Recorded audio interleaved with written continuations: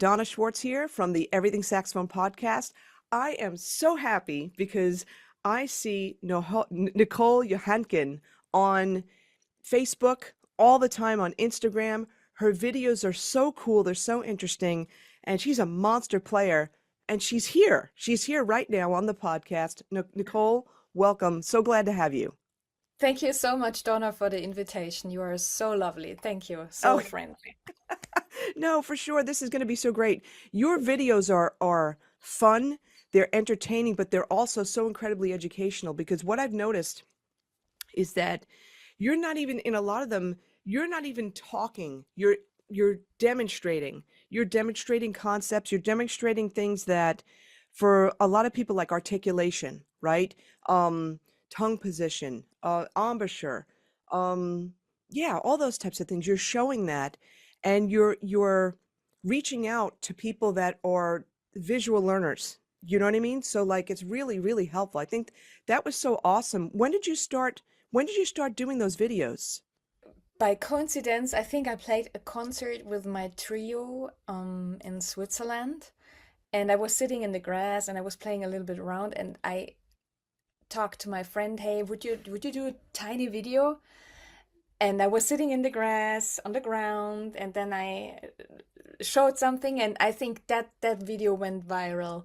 And but then I thought, yeah, I will continue with tiny little educational videos, but always spontaneously, And yeah, some videos are without any words, some with our little words, and yes, so not a plan behind it. It's natural.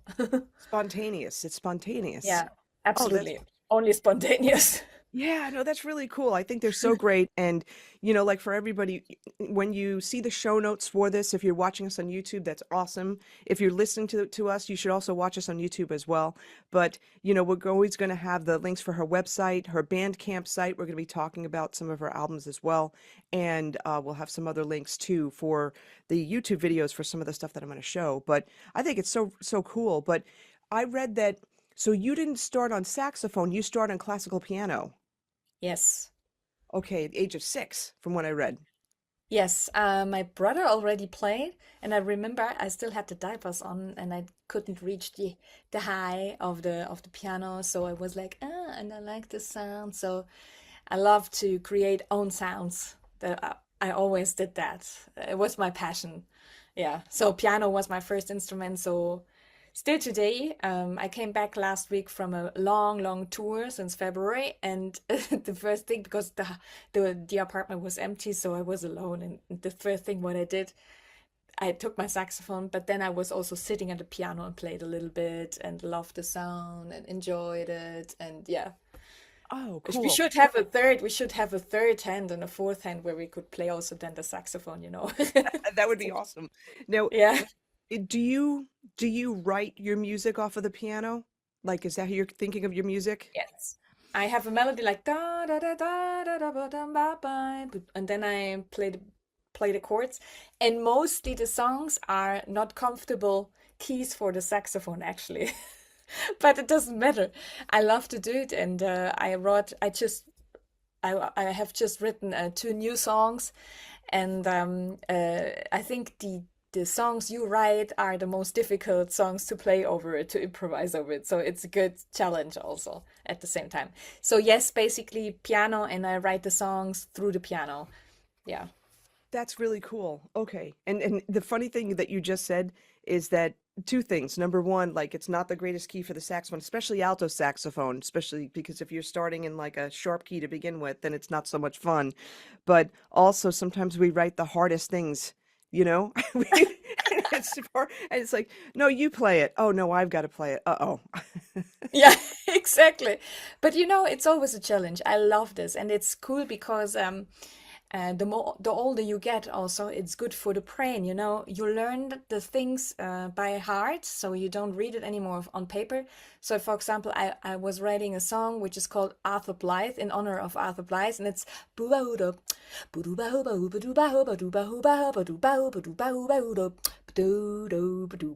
it's kind of bebop, but Yeah. with a straight beat behind it, and then we go bebop style, and the things is always fun to play on the saxophone, and the first couple of concerts I messed it up. But it's so good to learn it, and it doesn't matter what age you have, but your brain, the synapse, they talk to each other. New stuff I have to learn. So it doesn't matter also the key. So yeah, so I love to play also in not comfortable keys. What is a uncomfortable key, No, Yeah. that's true. No, that's so interesting. So, and what was really cool, like you're singing it, right? So you're hearing something in your head, right? And then you're figuring it out on the piano first, and then you're bringing it to the saxophone. But nothing, are you saying that you're not writing it out? Exactly. So actually, the most songs are happening on piano, but this song, I had it in my head. I was singing it, and then I played it on the saxophone, and then I checked it on the piano. Or for example, there's a song.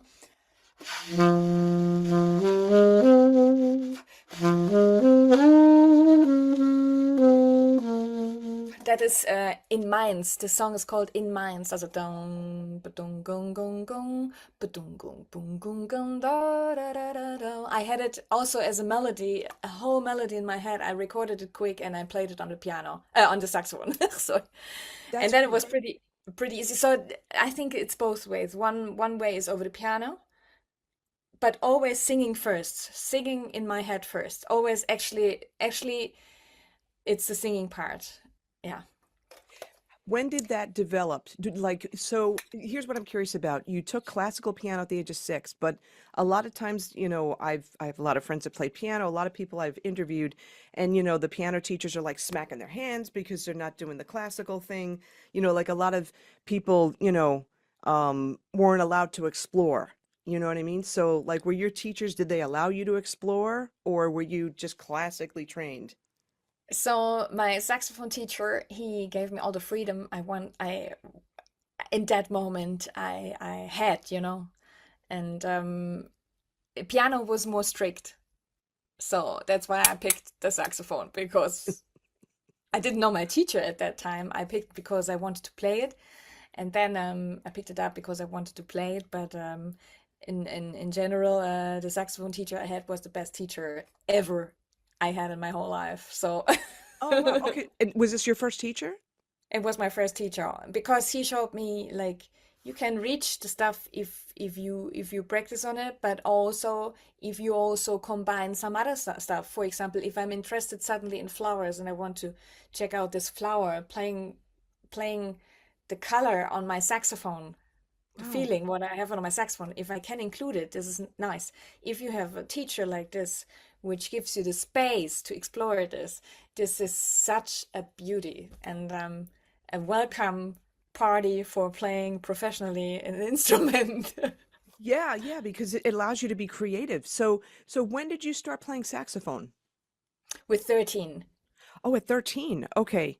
All right. And then did you start off like in school, or did you start off with a private teacher? Like how did that work? I have been on the music school, like my brother as well, for piano. There was also a saxophone teacher. So I picked the instrument, and 1 month later, I had already my first lesson. And 6 months later, my father took me on the stage with him, with his band.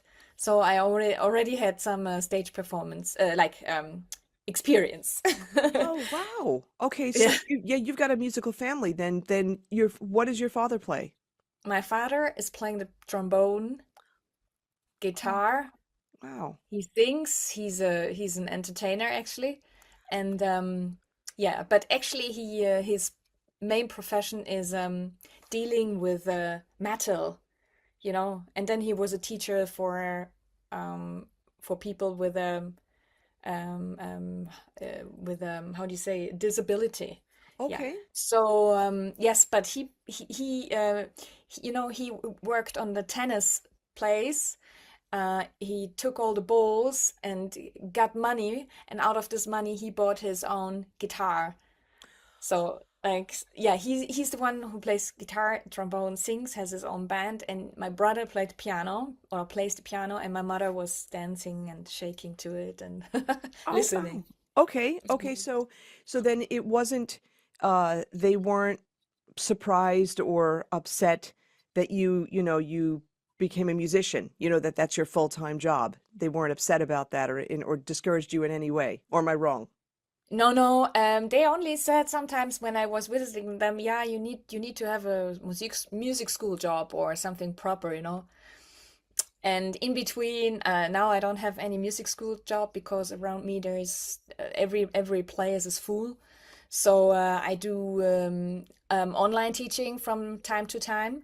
But at the moment, I play so many concerts and I have to prepare a lot of stuff, educational stuff for a program which I'm doing in August. So it's good to be a free bird at the moment. But I would love to have some time again. But I'm interested in the 360 degrees way, the whole body, you know, not only teaching the instrument, focusing on technique, because in these times, nearly a lot of people are well educated, but I look for the whole body, for the whole human being. Yeah, it's not only it's not only the lips, it's not only the fingers, it's not only the saxophone you have, it's the whole body, you know. So I'm interested in that. Are you also implying too that it's also the psychological too, right? Absolutely. Talk to me. What got you interested in this? You mean why or? Yeah, yeah. I think if I hear people playing the saxophone, even professionals or not professionals, I hear directly how they are, you know. So also it's a kind of additional fence I have since a while where I feel pretty strong energies and especially also in music. So I would like to work with this. And always when people come in my lessons, live or online, they go out with a smile and they feel so good, they tell me. And also in the workshops when we are at Bernese Oberland, where I'm right now, um, people feel so good. And I feel directly if somebody is stressed, like, oh, I want to know that now, why doesn't it work it out? And then after 4 days, the person calms down and really so I like to work also with this kind because jazz or improvisation is not only a skill, it's a skill for life. So jazz is in general for me, um if you go or with the language of jazz, you learn so much to use for your life in daily conversation, like you and me, or like somebody I never met, and then I meet on the street, and something happens, and then you help each other. You learn to or you learn to how do you say to Interact. interact together on a deeper way, not on the superficial way, on a deeper way. And I'm only interested in the deeper way. I'm not in the superficial way interested. So, Interesting. um, and this is, yeah, this is my life. Actually, I start to write a doctoral thesis about this topic from summertime on. So, that's why I have to run right now an English course B2, level B2. Wow. Okay, so wait, so you're getting your doctoral degree then? I will work on my doctoral thesis. Not yet. I have to work for it first. Okay, got it, got it. Okay, But this is no. the topic of it, why I'm interested also in the whole 336, 360 degrees, sorry, 360 degrees in the body, the health, the music, the business, and so on. Oh, that's That's great. important. No, that's really great. And you're talking also before about reacting to people's energy and trying to change it, and like even, like the videos that I see you both educationally but also performing as well, you have this great energy about you. You're happy. You protrude like happiness, you know what I mean? And it's fun. Like a lot of them, I'm listening to this music, it's very it's upbeat, it's fun. And so, Thank you so much. oh yeah, no, my gosh. When did you start? Okay, so saxophone at 13. Okay, so yeah, like when did you start, like, I guess, like creating your own music in the sense that, like these are going to be songs and this is going to be with certain people. Like when did you start to actually compose for other people as well? On piano, I started to compose as soon as I got lessons and as soon as I could really sit proper on the piano. And on saxophone, uh, yeah, when I think 1 or 2 years later, so with 15, I think 14 or 15, because then I started to have my own band with my brother together. Oh, So it wow. must be between 14 and 15. That's cool. And But you then know, I was writing in a way that I wrote down every note for every musician. So that was a mistake, I realized. oh no, no, talk to me about that. So well, who was in the band and what made you feel it was a mistake? Well, there was a electric bass, piano, and drums and saxophone. And I wrote down every single note for the bass player, and he didn't like this. Of course, I wouldn't Okay. do that anymore. So I mean, I write dum dum dum dum doo and the rest. For It, example, for my Henry band from New Orleans, it's like this. I just write this tiny bass line and that's it. And the way before, I would write every single doom doo doo doo doo doom doo doo doom doo doo. You know, all. I don't do this anymore. So because I had this experience, it's not necessary. So and what I'm interested is in what I'm interested in. If I write a song, if I compose a song, I'm interested how you play it. You know, how you dealing with this vibe of music. You know, I'm not interested to write down every note. um I'm interested, what do you cook as an additional dinner, you know, with this song, you know. or what we're having a party, what side or what dish are you bringing, right? Yeah, It's essentially that. absolutely. Yeah, exactly. I bring the sweet potatoes with some feta cheese, and now you have the sheet with you. Now you're bringing your dish, and then at the end it has to rhythm wise it has to come together. I think that's the most important. You're very rhythmic. You're rhythmic with your playing, you're rhythmic with your music, which is really cool. What inspired that? We all have a heart, and this heart has its own beat, and this beat is a little bit different. So we don't have the same heartbeat. Everybody has an own rhythm, you know. And for me, um, it's the highest point to play saxophone to rhythm. I just mentioned for an interview last week why I wanted to play with two percussionists. I could answer. I think he meant about why not only one, you know? And then I gave him the answer, why not five? You know, I want to have this rhythm, you know. I want to have this trance. I don't take any drugs, but it's like the rhythm has, if you got in the rhythm flow, it's like you get this feeling, you know, this feeling, and you start, okay, something is grooving in yourself, something is moving. It's inspiring me. Rhythm, if I paint a triangle, so here, this is the basic, you know, the house is standing on it. Rhythm for me, rhythm and time. This is melody, this is sound. Melody is subjective, and sound as well. Sound, we have this instrument saxophone. If you hear a pop saxophonist, it sounds totally different than a classical saxophonist.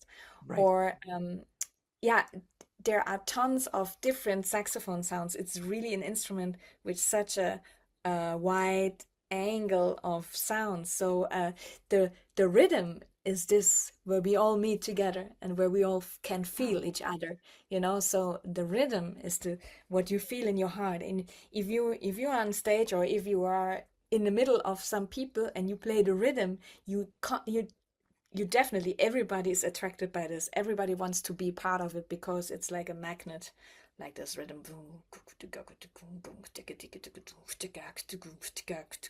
Yeah, all the time. Also, life is rhythm, right? Oh my gosh, that's awesome because wow. Okay.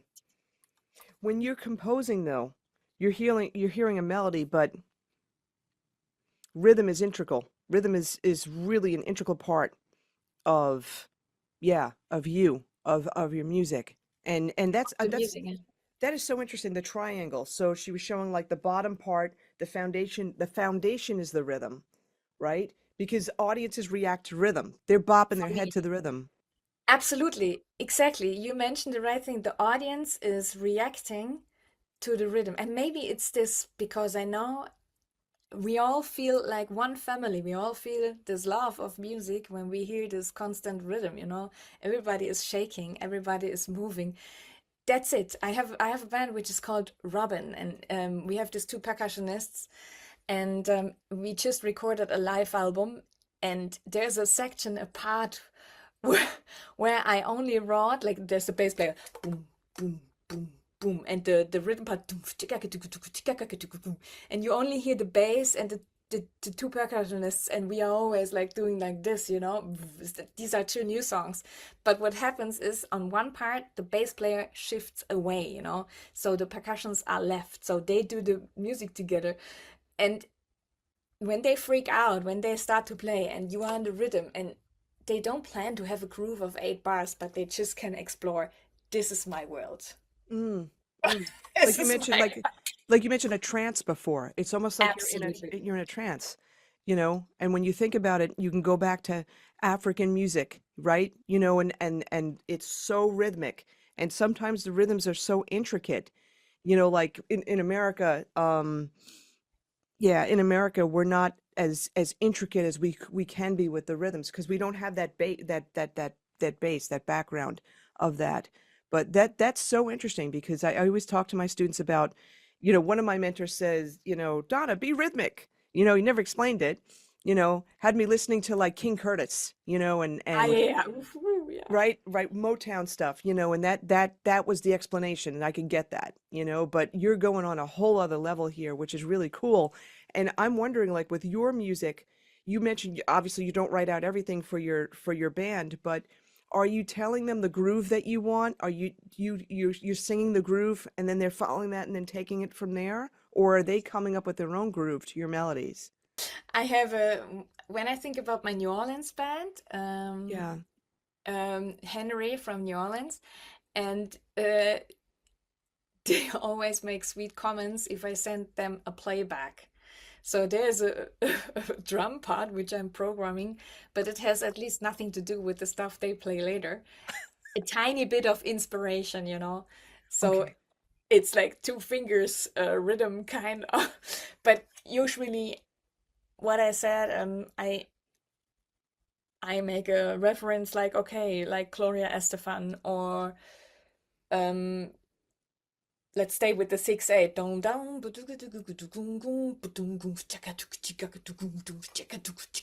And then he starts to take this over and to create something out of it. Actually, I really love if the musicians have their own idea. Mm. If I have to tell too much, it's too how do you say, exhausting for me actually, because this is what I love. I love to play with other people because they bring their love to art, to music, to being together into this group sound. And I think this is what makes it special also on stage.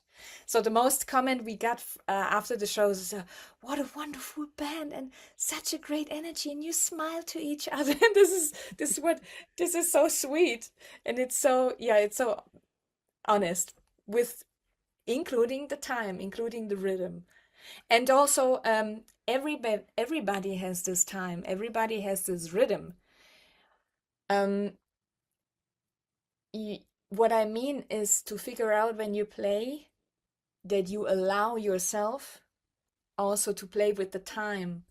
So when your student goes straight down, down, down, down, down, down, down, down, down. Now I'm doing a chewing gum, no? Down, down, down, down, down, down, down, down, down. Okay. Down, down, down, down, down, down, down, down, Interesting. down. You know, it's like you're getting very fluid, and this is what I try to figure out more and more. Even there is on time, for example, if you play a solo over a faster blues, you know, then you could play really straight. You can Okay. dock in, you can play really straight in time, yeah. For example, a straight one. Ba bi da da ba do ba ba do da ba ba da ba do da ga ba bum bi da dia da da da ba-dee-da, ba-dee. You go on with the time, but you are so lazy back. Then you can start be again on time, and then you can try to be over the top, like faster than the time.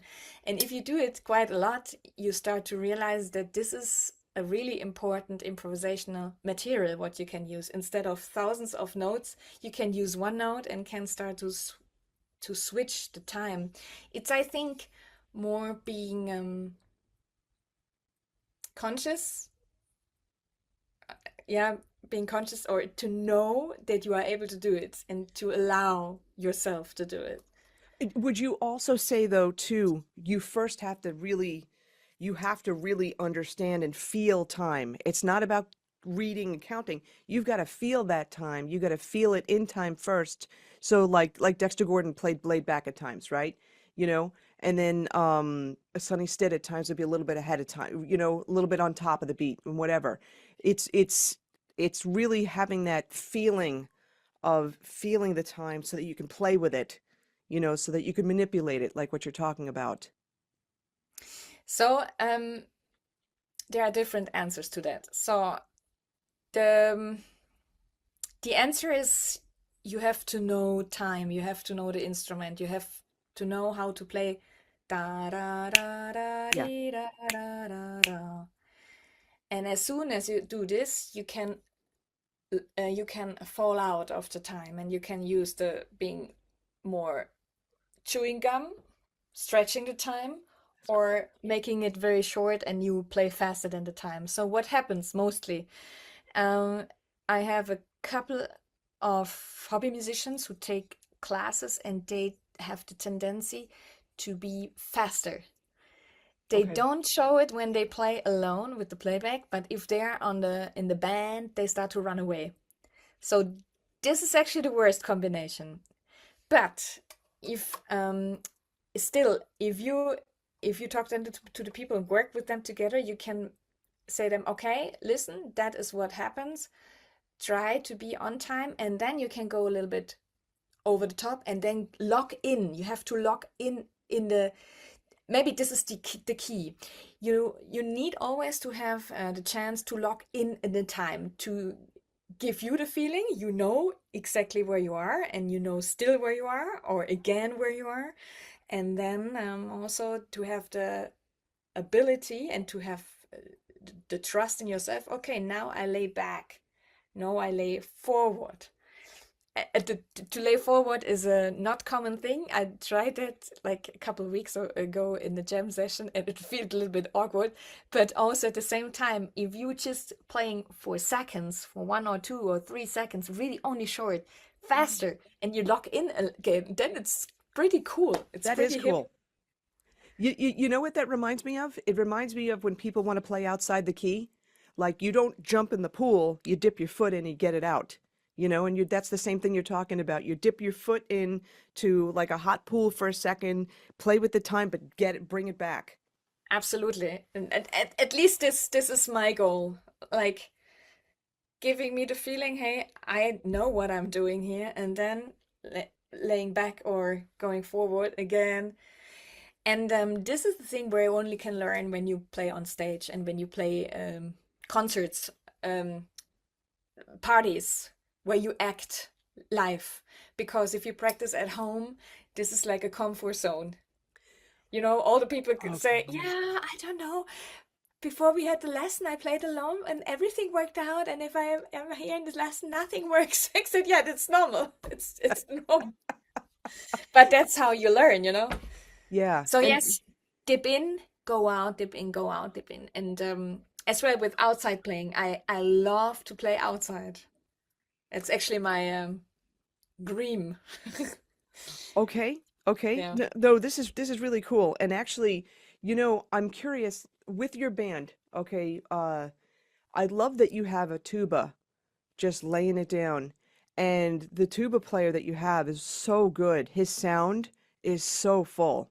I mean, really, it just fills up everything, right? So, and then I remember one video, tuba and trombone, and now I understand with your family why that is. So now I get that, and I'm thinking also because your dad played trombone, maybe that part of that yeah, maybe part of that was influenced your wanting to have a tuba in your band. Yes. Well, the tuba came up because I was in New Orleans and I thought, okay, it, I play so much with electric bass, double bass, and why not tuba? So I took the Yeah. tuba. But then I was there because when you say in German tuba, tuba means this little compact instrument, you know? Oh, okay. But when I went to New Orleans, we were in the studio. I didn't know the musicians, so I hired them for the studio session, which was the best thing I ever could do. And then the guy was there with his big sousaphone, you know, and and I actually I asked him for playing the tuba, and then I was very shy. I didn't ask Steve directly wh why he brought this instrument. So I went to the trombone player and said, "How do you call this instrument in US?" And then he said tuba. Okay, then I knew okay. But since that time, I play a lot with sousaphone. So I'm lucky. I play here a lot of European shows with Victor Hege. He's on sousaphone. He's a master on sousaphone, and John Hansen on tuba from Seattle. Oh, Exactly. no, this is awesome. And you know what I'm going to do? I'm going to put you over here for 1 second because I'm going to share. Yeah, this is going to be actually right from your website. So let me share this right now. I'm going to share the sound. And again, everybody well, first of all, if you're listening on audio, I'm going to implore you to watch the video as well. But we're going to share the website, the address right here in the show notes. Okay. So That is tuba. yes, that's definitely a tuba. But the sound, again, what I love about this, and how do you say the title? Is it Pandeiro? How do you say that? Pandeiro, exactly. It's a Pandeiro. Brazilian instrument. Okay, great. And so listen, just everybody take a listen to this. And if you're not bopping your head when you're listening to this or feeling happy, I don't know what to say. All right, but anyway, listen.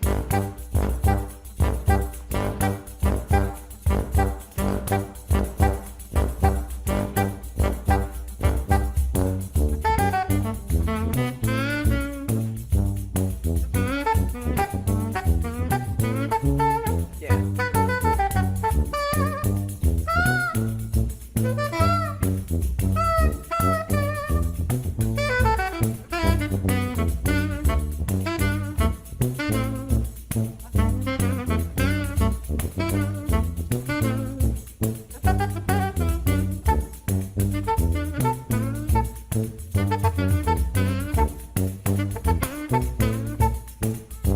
This is so again, it's fun, it's energetic. You can't at least for me, I can't stop, bopping my head and moving around.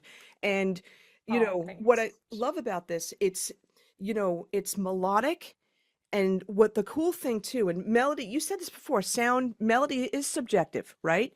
So some people believe melody should be scale like all the time, but no, it's not, doesn't have to be that. You're exploring, some wide interval leaps, I'm feeling a little St. Thomas from Sonny Rollins in Ah, this. yeah, yeah. Yeah, could be, yeah. Exactly. Yeah, Why you know what I not? mean? Yeah. Yeah, no, for sure. It's And I love this to play this song. St. I, Thomas is my top song of the standards I love to play. oh, there, well, okay, there you go. And I didn't think about this. I listened to this a few times, and it just hit me right now about that. That's what I'm feeling about that, Sweet. And it's just really cool, and it's just melodic. And so my question again with this, especially even with the tuba players, right? Because here's the thing, a lot of guitar players, bass players, they a lot of them are taught by ear at first. It's not a reading thing. When we play wind instruments, it's a lot of eyeballs before ears, right? And it's the opposite with the rhythm section. Okay. Now when you have the tuba player here, are you approaching it the same way? You're not giving him everything, like, or you're giving him maybe the chord sequence or something like that, the progression, but are you giving him a particular rhythm or anything like that? How is that working? I have a bass line in my head. That's it. So I write him down, but I'm not married with this bass line. So if the Got it. bass line with the rhythm is a little bit too complicated, or maybe in this moment where we create a song, because it's always you create a song, but it's the beginning of a song. So the development is happening when you work together then, and this is what I love. Yeah, I love to integrate other brains because life Yeah, is too you short to just have only your brain with you. yeah, so you've got the you create the seed. You've got the Yeah. seed. And then Hmm. you're all creating. So yeah, you're all actually composing in a sense. And are you, but do you have in your mind, like what you're doing right now, is this improvised or is this the melody? This is the melody. Dun, dun, Got dun, it. dun, Okay. dun. All right. And then Okay, exactly. you have a form in your head, or does that Yeah. develop with them as you, okay, got it. Okay, cool. All right. Did this form developed actually, I have to say. This like this dunking, dunking, dunking. That's a rhythm came up when we played together. Interesting. And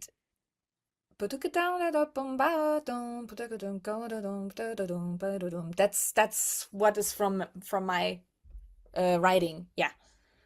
It's just so cool. Oh, it's so cool. This And song this song has also some singing inside.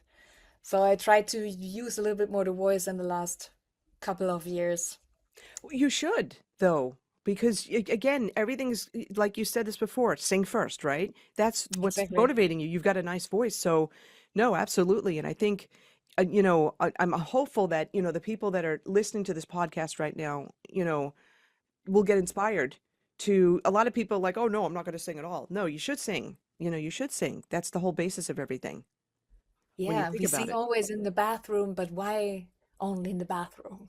Let's go out. I know, I know, right? All right, let's listen to a little bit more of this, and you know, I'm going to talk a little bit about like some of the sound effects that you're making. Maybe we can talk a little bit about that. So Mhm, let's see, mhm. Of going on course. here.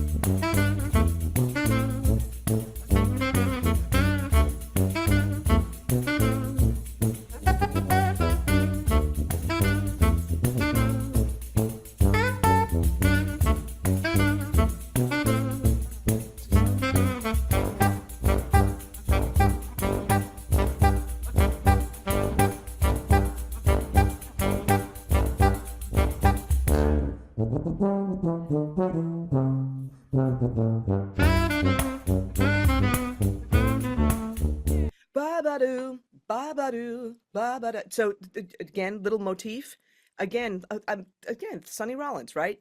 You're taking this little three note motif, you're developing it, right? Okay, so let's keep going on here.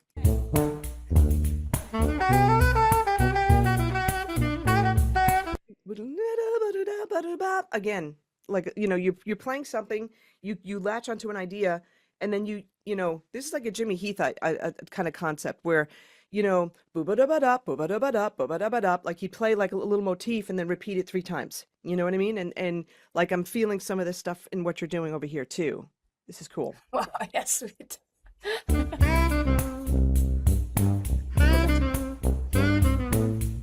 back to bringing that back to that. Uh,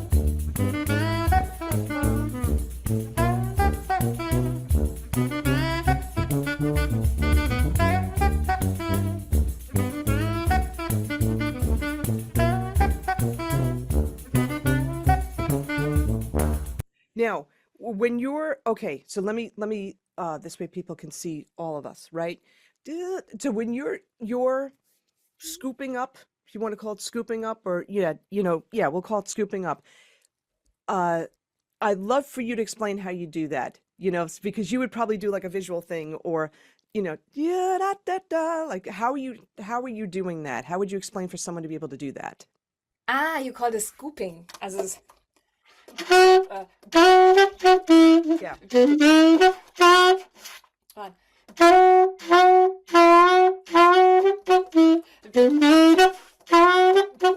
So on the D sharp, it's a D sharp.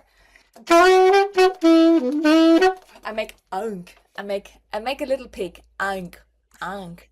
Unk da da da da da unk unk. You know, normally you get trained like straight, right? Yeah. But I remember when I played like in in my teens, like I play Like chewing gum. I call it also chewing gum. Oink, oink. It's it's actually like a little pig. Oink, oink. Oink, da, ga, ga, oink. And I do it the way I open up. Oink, oink, oink, oink, oink. And I think also a good exercise is like you start straight the sound.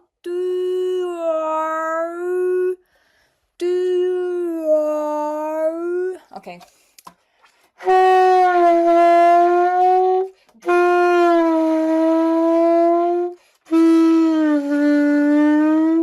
You also could go lower.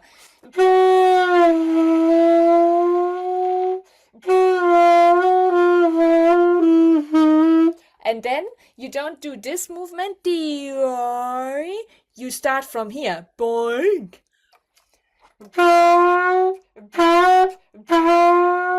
But I don't do it extreme in a way.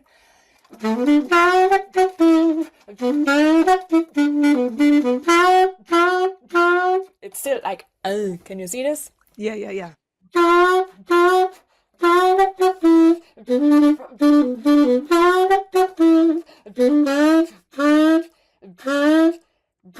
It's like how, with the mouth, you know? It's tiny movements, tiny, and you need to figure out where the tone goes away. Yeah. And not, and here's the other thing too. So you have this is the mouthpiece, this is the reed. You don't want to drop your jaw so much that you lose contact with the reed. So you've got to be careful about that. And what you'll see, like when you see this video, you know, for some people, what they do is they slide along the bottom. You're doing a little bit of a slide, like when you're doing that oink, you know, like the oink, like that. It's kind of like sliding a little bit so that you're Yeah. not dropping so much. Although the thought is that Yeah, you're, exactly. It's like, yeah. sorry. No, the sound effects are great. Because no, because it's awesome because that's it, and that's like your videos that you know you put out the little short like reels and stuff like that where it's like this is how I do it and you're showing, right? And that's exactly what this was. That was cool. You know, yeah, because Okay. it, You also could losing the tone and demonstrate that as well. But then it starts to vibrate and you feel it, and then you go back again towards the yes, and tension. we also saw too like your embouchure was loosening as well, and also like I know Yeah. when I do it too, I tend to do it with the inside of my mouth with like tongue position and stuff like that. So like when you did that, you felt a change in your tongue position too, right? Yeah. Yes. Wait. Yeah, the tongue goes with me. Yep. There. That's awesome. That's really good. No, this is good. This is great because again, you know, there's one of the best ways to learn things is to listen. Like listen to a lot of music and listen to people and how they're approaching, we call it like scooping, you know, sometimes people will call it like bending, whatever, but listen to how people are doing it. When you listen to smooth jazz, I mean, how often do you hear that? And sometimes people will do like if you're going up to a D sharp, sometimes they'll do a, you know, D to D sharp, like really quickly, you know, like that. Yeah. That's another way that people do it. But Yeah, exactly. This is sorry. Yeah, exactly. That's another way. yeah, With yeah. E So flat or E flat E, yeah, for example. yeah, yeah, and especially B flat to B, right? A lot of people use the bis key Yeah. and to do that as well, the slide. I know for me, like my fingers are so narrow, so like on my tenor, I have a Trevor James over there. They had to adjust, like, because the bis key there was too much space between the bis key and the Yeah. next key. My finger was falling in. So, Yeah. Oh, wow, wow, wow, wow, no, wow. it's pinchy. That Yeah, I know. It's hurts. like so they just fixed it right there, which is good. But you know, like that's a common technique that people will do to bend up, scoop up, or slide up to like the B natural, B flat to B natural. You hear that often in smooth jazz music, but also, you know, with a lot of popular music too. But, you know, this is a perfect, you know, case in point, you know, for that. And so you went to New Orleans. Did you like New Orleans music before you went, or you like said, I'm going to go to New Orleans. I'm like, wow, this is awesome. Like what happened with that? I I arrived there and I immediately it was so full of jazz. So I Yeah. really loved it. 10 years ago, it was like 10 years ago, 2016. I really loved it. It's unique. It's just so unique and it's fun and it's Absolutely. just so cool. It's so Yeah, cool. We've had definitely. Jason Mingledorf from New Orleans. He's a great player, and like his music is very. It's just fun. It's energetic. There's just something different about it. That Yeah. yeah. Like I even think of people like Trombone Shorty too. That Ah, kind of yeah, of course. style as well. It was this time where the kids were playing as the band was called the Kids. They were standing out like they were performing in the evening at 7:30 at the same spot always. So Oh. tr trombones with fire inside and sousaphones and all this dramas, and it was so nice. It was really nice to see this fire, this need to play now because you don't know what more tomorrow is, Mm. the Wow. survival character. I loved it. Yeah, and what's also cool about it too, and this is I feel it's true in the States, you know, acoustic instruments, band instruments, I'm going to call it band instruments, right? So, like your trombones, your tubas, your saxophones, your trumpets, and you can say flute and clarinet too, right? Kids go and they go into bands and schools and whatnot, but you don't hear it on the radio unless you're in Yeah, New Orleans. And the thing is that the cool thing with New Orleans music, it's so prominent. It's the culture. And it's yeah, not like this weird thing. It's not like, oh, mommy, what's that? Like people know what these instruments are. It's so part of yeah, the exactly. culture. And that's nice. And I believe if we would have this more in Europe, that jazz is normal, we play all on the street, everywhere.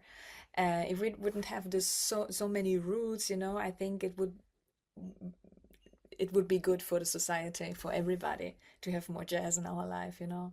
Oh yeah, yeah, yeah. Because like you Mhm. said before, jazz is communication, you know, and Absolutely. and the way you're approaching it too, it's like you're really telling stories, but it's not just your story. Like you want it to be you want it to be like a communal or community story. That's what I'm getting from this is that, you come up with the seed of an idea for a piece of music, and then, you're picking your musicians, and it's like now we're a community, we're creating Absolutely. this work of art. That's I want that's to have this bonding. Yeah.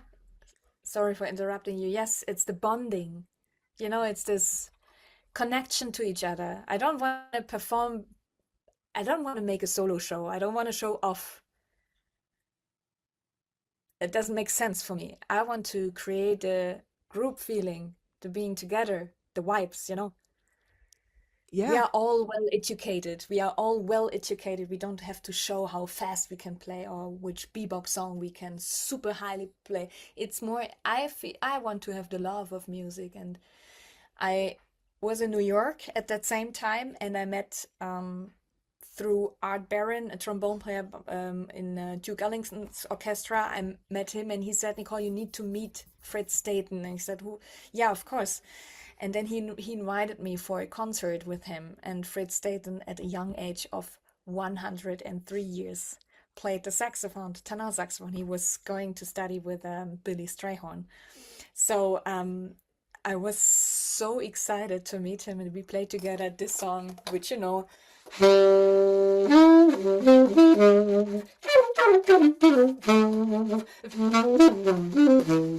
so on, right?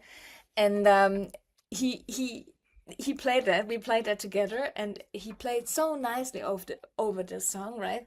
And then I said, okay, I need to talk a little bit more to Fred State. And so we went to his place, and we made an interview with him. And I asked him, "What means jazz for you? What is jazz for you?" And he said, "You cannot describe it. It's a feeling. It's a feeling."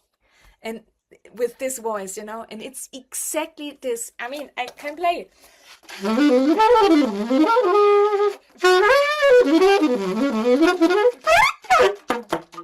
I can play like this, but it's not with a feeling. So I play.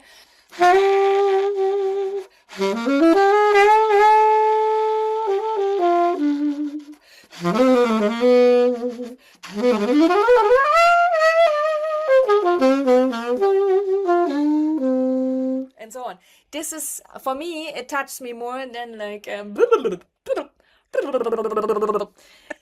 also also I don't want to copy Charlie Parker.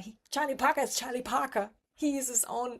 He's a genius because he invented all this, or let's say he invented his style of playing. Let's say like this. There's Dexter Gordon. Yeah. I like to take the magic out of his playing, like the ability, especially Dexter Gordon, who Plays with really like time. back. It's Yeah. amazing. Or Sonny Stitt. I listen a lot to Sonny Stitt. This ability to play in this like filigrane kind of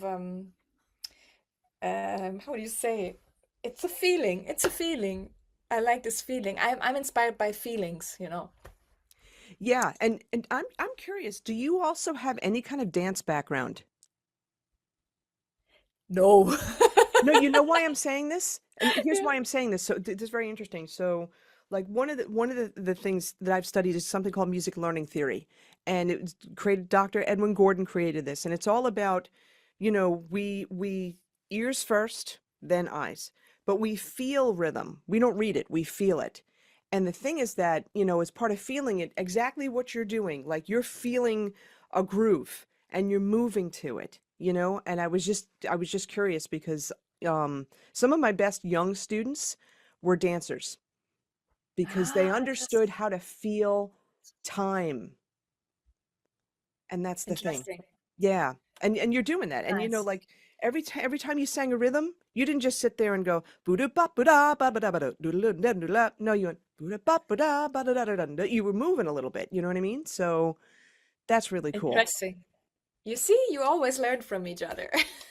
Yes, no, for sure. And you were mentioning before about some of like your maybe hobbyist students, adult students always rushing in time. One of the things that I found is that the reason why people do that, they get into their own tunnel vision. They're so worried about the notes. It's all about me, all about me. They forget it is about the group, sports analogies, baseball, it's a team.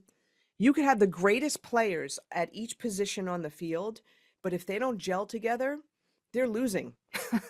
And I know this because I was a huge New York Mets fan for the longest time. And the team that won the World Series was the one that had the scrappy players, some of the unknowns, a couple of known people, but they gelled. They found somehow they gelled together and they made it happen. And they weren't the most dominant team in baseball, but they found a way to make it work. And the point is that it's the teamwork. It's the teamwork that, as they say, it's the teamwork that makes the dream work. But it's the same thing with music. Oh wow.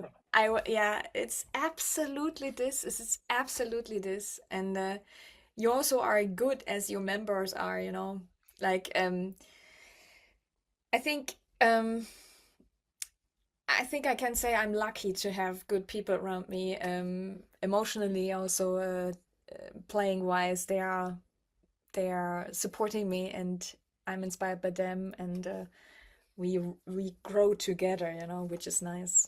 Oh, that's so important. That's so important. So let me ask you yeah, let's talk about upcoming projects and stuff that's coming out. So you had, I think it was Labyrinth 2, right? That was your album from 20, no, wait, Labyrinth 2, right? Not That's not 3. 2025. That was Labyrinth 2 2025. Okay, too. got Yeah. it. And then you said you just recorded another live album. So talk to us a little bit about that. I recorded in March an album with standards. Do you Oh, know this okay. one?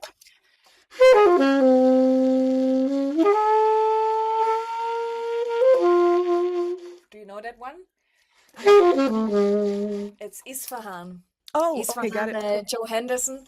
And I love this song. So actually the topic of this live album of trio with a great bass player in Switzerland, great drummer in Switzerland, and um, topic was ballads. Because I feel the world is so rushy, I need to have more silence. I want to have more space and flow of the breathing. So we recorded this standards album, and I'm so proud of it because I don't know how it's with you, but sometimes some people come to me, can you play standards? Or can play that thing?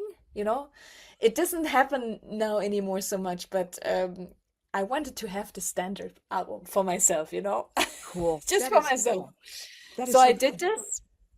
I did this, and it turned out people loved it. It was a live album, so no second or third chance to play one song new. And I like live because live is so honest, you know. So this is the album. We will do probably a tiny release tour next year, but Okay. it's a record for myself, you know. It's it's a Okay. recording for myself. And then the second live album, like last, was with my Robin band. We are three women and two men, three women on piano, bass, saxophone, and two men on percussion. And it's between world, Latin, Eastern Europe, like a little bit film music also inside, also a little bit pop inside. And this was also live, and we recorded two new songs also, where rhythm is a big topic. And yes, I only go right now for live albums because Interesting. it's so honest.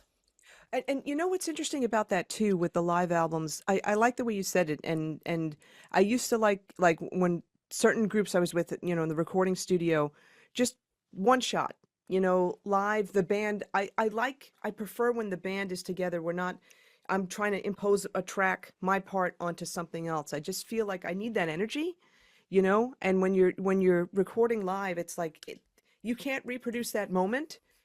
You know what I'm saying? So like capturing it is just really cool. There's a certain energy about it. You know what I'm saying? So like like a lot of times in the studio, okay, they'll lay down the drums, they'll lay down, like the rhythm section, and then you're putting your part over that, whereas I just like when everybody's playing at the same time and they're capturing it live. To me, like I just prefer that energy. But you know what I'd like to know too though, with okay, with the standards album, is that on your Bandcamp site? Like, are you putting that up? Is it out? I will, but next year, next year. Okay, got it. Okay, so then next year we'll be able to people will be able to go to your Bandcamp site and buy that with the Robin band with the live recording. Okay, so when are you going to put that out? Probably around Christmas. Yeah, I Okay. because we will be on release tour from January on, and we are happy to play for you, for Are you everybody. are you coming to the States? Are any of your tours coming to the States, or are you going to be just mostly in Europe?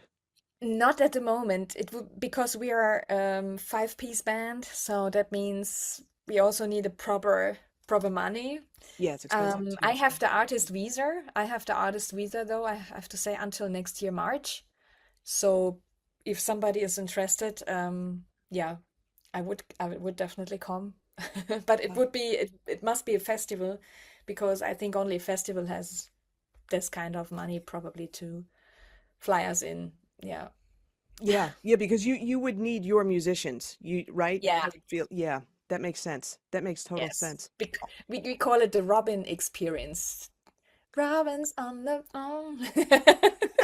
That's awesome.